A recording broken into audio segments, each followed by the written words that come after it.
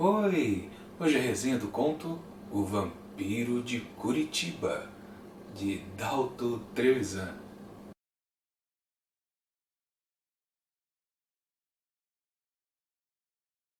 De um ponto muito estratégico, Nelson observa todas as mulheres que passam pela rua. O interesse dele nelas é infinito e detalhista.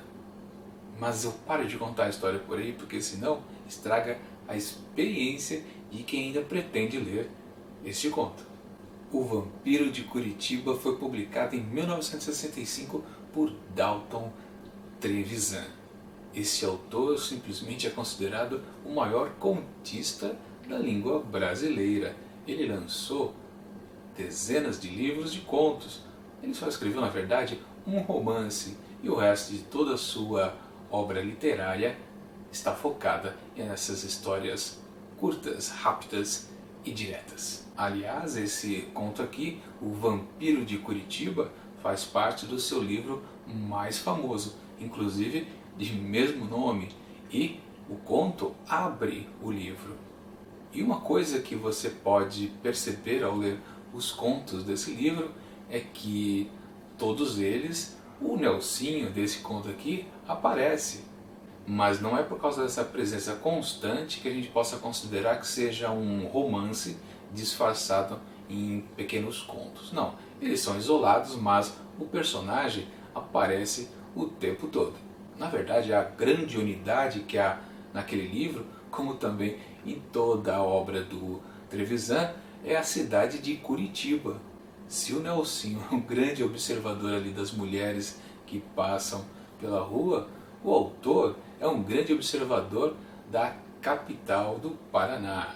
Lá no começo do vídeo, quando eu dei uma palhinha aqui do conto, eu praticamente falei 2 ou 3 frases e interrompi a descrição daquela situação, porque realmente se eu continuasse, eu não chegaria no final da história. A história é isso, ele está observando as mulheres. Na verdade não há nenhum meio, há um começo, uma constante na verdade. Ele fica observando, desejando as mulheres que passam, ele analisa cada uma delas de maneira diferente, interpretando na verdade o que ele vê. Por exemplo, de uma casada, ele analisa a casada, ou uma virgem, ou uma normalista. Para cada qual delas, ele faz um comentário, tece desejos e também o que a sociedade pensa delas. Na verdade, ele é um observador muito do realista, não só fantasioso ali no seu desejo sexual. Aliás, desejo transpira no texto desse conto. E Nelson, inclusive, briga com si mesmo, né? Esse desejo que fica florando nele, ele se sente um pouco culpado. Ele talvez não queira ser esse vampiro que deseja o pescocinho das moças que passam, das velhas que passam, das senhoras que passam, das virgens que passam. O texto, com certeza, é bem engraçado, não é cômico, mas ele tem o seu humor, fruto, claro, de uma grande ironia com aquela situação ali que o Nelsinho está vivendo, se segurando, não querendo ser vencido pelos seus desejos mais íntimos. Um dos grandes valores desse texto é conseguir segurar uma situação breve por vários parágrafos, sem cair numa repetição. O tempo todo, quando ele observa uma nova mulher que passa na frente dele, ele se joga a questionar os valores ali da sociedade curitibana ou dele mesmo.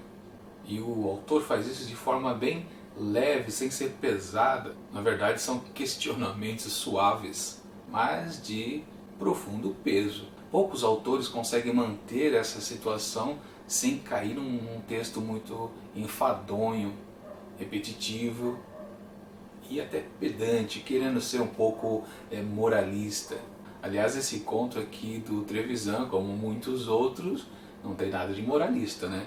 Ele sempre tem aquele toque erótico, provocante, mas também muito cruel. Ele dá umas alfinetadas no meio do texto, lá no meio da certa leveza, ele também faz aquela cutucada que um leitor mais atento percebe, mas também não fica incomodado. O texto é narrado em primeira pessoa, então tudo o que o texto nos oferece é na visão do próprio Nelsinho. E a gente pode até lembrar que esse texto, hoje em dia, poderia ser considerado até ofensivo para as mulheres, por causa do tal feminismo, porque o desejo que ele demonstra ali pelas mulheres é bem sincero e acho que ofenderia as sensíveis do nosso século. Minha avaliação do conto é um texto divertido e dá aquele gostinho de querer mais ao final. Ele podia ficar divagando sobre as pessoas, mulheres que passam na frente dele durante muito mais tempo e não seria cansativo, por causa da fluidez do texto. Por isso não tem como eu não dar 5 asteriscos para esse conto.